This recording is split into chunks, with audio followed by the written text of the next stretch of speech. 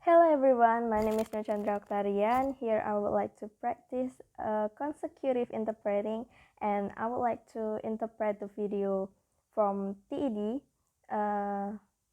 It is about a speech that delivered by Melissa Butler. The title is "Why You Think You're Ugly," or in Indonesia we can say that kenapa kamu berpikir dirimu jelek. So here we go.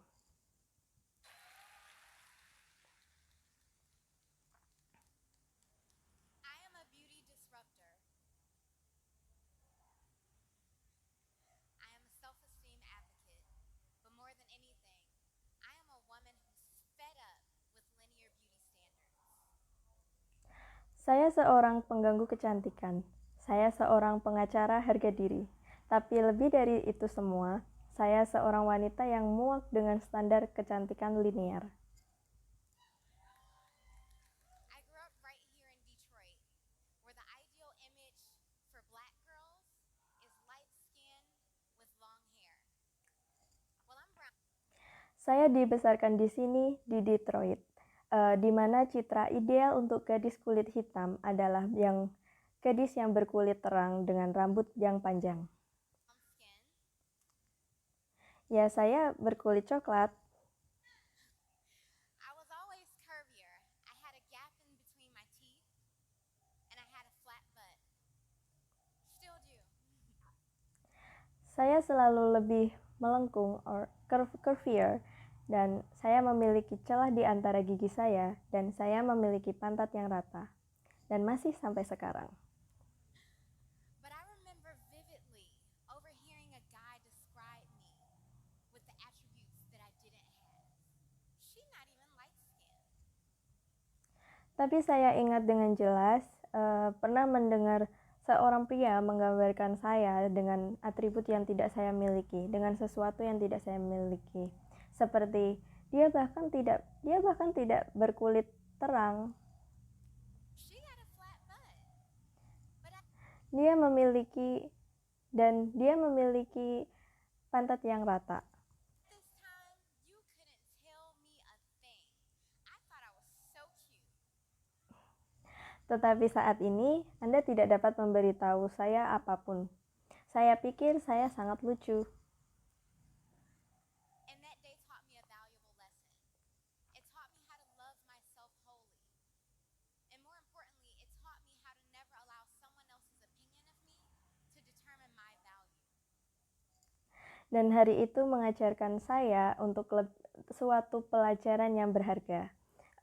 Itu mengajari saya bagaimana mencintai diri saya sepenuhnya.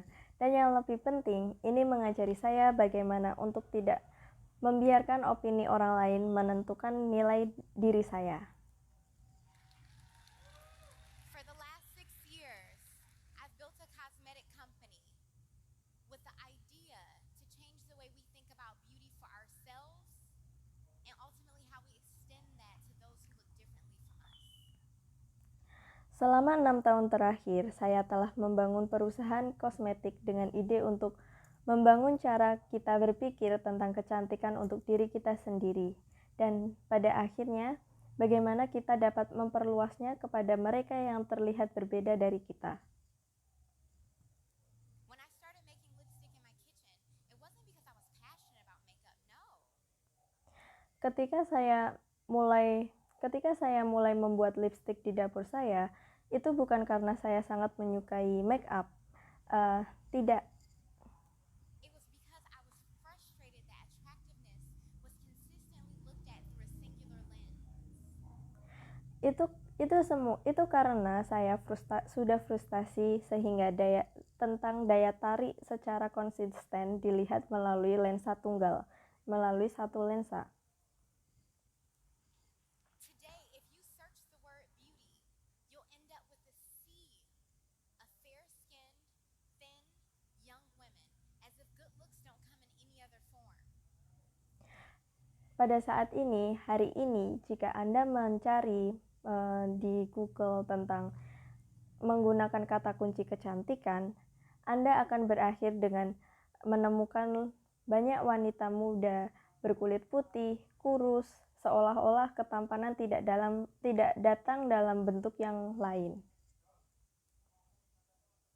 And so, when we have those ideas in the back of our mind, we really start to think that we're ugly. Jadi, ketika kita memiliki ide-ide itu di benak kita, kita benar-benar mulai berpikir bahwa kita jelek. We look at the beautiful people and we think, man, they have it all. They're rich, they're in love, they're happy, they're successful. And I could have that too if I just changed. We start to think that we're not enough of something, that we're lacking in some areas. Kita melihat orang-orang cantik dan kita berpikir, "Hey, mereka memiliki semuanya. Mereka kaya, mereka sedang jatuh cinta, mereka bahagia, dan mereka sukses. Dan saya bisa memilikinya juga jika saya merubah sesuatu." Kita mulai berpikir bahwa kita tidak cukup pada sesuatu dan kita memiliki kekurangan di beberapa area. Causes us to stifle opportunities for ourselves because we feel as though we don't belong and we don't deserve. Hal itu menyebabkan kita menahan kesempatan untuk diri kita sendiri karena kita merasa seolah-olah kita bukan bagian dari mereka dan kita tidak pantas untuk mendapatkan sesuatu. And even worse, we extend that low confidence and that lack of confidence and that low self-esteem. We extend that onto our sisters, our friends, our cousins. Because if I'm not enough, she's definitely not enough, right? Dan lebih buruk lagi, kita memperpanjang kurangnya kepercayaan diri kita dengan harga diri yang rendah. Kita memperluasnya ke saudara perempuan kita, teman kita, sepupu kita. Karena jika saya tidak cukup, dia pasti juga tidak cukup, bukan? For years, women were taught that our value was directly linked with our looks, our ability to get married, our ability to have children. And even today, now that women are starting businesses, taking office, taking over the world essentially, we're still relegated to this idea that beauty and our looks are most important. We see this in every industry, from Serena dominating on the tennis court to Selama bertahun-tahun, wanita diajari bahwa nilai kita berkaitan secara langsung dengan penampilan kita, kemampuan kita untuk menikah, kemampuan kita untuk memiliki anak, dan bahkan saat ini setelah wanita memulai bisnis, mengambil alih jabatan, mengambil alih dunia, pada dasarnya kita masih terdegradasi pada gagasan bahwa kecantikan dan penampilan kita adalah hal yang paling penting. Kita melihat ini di setiap industri. Dari Serena mendominasi di lapangan tenis, Hillary running for president, all the way down to Louisiana, where a little girl wasn't permitted to go to school because of her braided hairstyle. ke Hillary yang mencalonkan diri sebagai presiden, sampai ke Louisiana di mana seorang gadis kecil tidak diizinkan untuk pergi ke sekolah karena gaya rambutnya yang dikepang. Now, braids have always been a long-standing part of African and African American beauty culture. And just because you don't practice it doesn't mean that you can't accept or respect it. Sekarang, kepang selalu menjadi bagian lama dari orang Afrika dan budaya kecantikan di Afrika Amerika. Dan hanya karena kamu tidak menggunakannya, tidak mempraktikannya, itu tidak berarti kamu tidak dapat menerima dan menghormatinya. I don't know about you, but the last time I checked, my hairstyle didn't prevent me from learning. Dan aku tidak tahu tentang kamu, tetapi terakhir kali saya memeriksa, gaya rambut saya tidak menghalangi saya untuk belajar. The tutu that I wear on the tennis court doesn't prevent me from winning a Grand Slam. Rok tutu yang saya kenakan di lapangan tenis tidak mencegah saya untuk memenangkan Grand Slam. And the color suit that I wear, it certainly doesn't make me ill-equipped to run a country. Dan setelan berwarna yang aku kenakan tentu saja tidak membuatku kekurangan perlengkapan untuk menjalankan tugas negara. But what's a Shouldn't it be subjective? Well, yes and no. Tapi apa daya tariknya? Dan bukankah seharusnya itu subjektif? Ya, ya dan tidak. What's attractive has become a popularized understanding of our cultural footprint. What we as individuals believe is attractive is directly stemmed from our environment. Apa yang menarik telah menjadi pemahaman yang dipopulerkan tentang jejak budaya kita. Apa yang kita sebagai individu anggap menarik secara langsung berasal dari masing-masing dari lingkungan kita. That's why men really just want to marry women just like their moms. Itulah mengapa pria benar-benar hanya ingin menikahi wanita seperti ibu mereka. And as much as we want to hate them for it, they can't help it.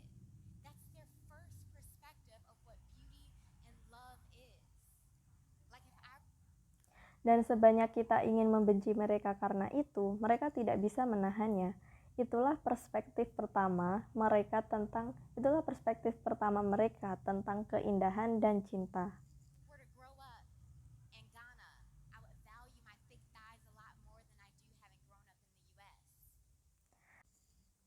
Seperti jika saya besar di Ghana, saya akan menghargai paha tebal saya lebih baik daripada jika saya dibesarkan di Amerika Serikat. And while the world is becoming more interconnected than ever, we're Dan ketika dunia menjadi lebih terhubung dari sebelumnya, seeing that the global standard of beauty is quickly becoming the Western standard of beauty. So much kita dapat melihat bahwa standar kecantikan global dengan cepat menjadi standar kecantikan dari Barat. so that in countries like South Africa or China, where the population is largely people of color, white Sehingga di negara-negara seperti Afrika atau Cina, di mana populasinya sebagian besar adalah orang dengan memiliki kulit yang berwarna berbeda, women are still at the forefront of these commercial campaigns. So it doesn't surprise me to hear that 70% of women in Lagos, Nigeria, bleach their skin. sehingga wanita kulit putih di sana menjadi garis depan untuk kampanye komersil. Jadi tidak mengherankan untuk saya mendengar bahwa 70% wanita di Lagos, Nigeria memutihkan kulit mereka. Even though skin bleaching has been linked to cancer. What that Meskipun bleaching warna memutihkan kulit bisa menyebabkan kanker.